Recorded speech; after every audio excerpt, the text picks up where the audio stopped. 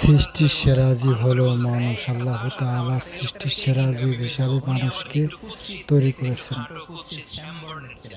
এজন্য কে কালো হোক বা ধরা হোক, কারণ নিয়ে নিন্দা এবং গীবত করা ঠিক না।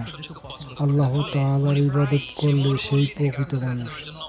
রাসূলুল্লাহ সাল্লাল্লাহু আলাইহি ওয়াসাল্লাম দেখেন, শুনুন যে কচ্ছিত মানুষ ইবাদতই সবকিছুর মূল।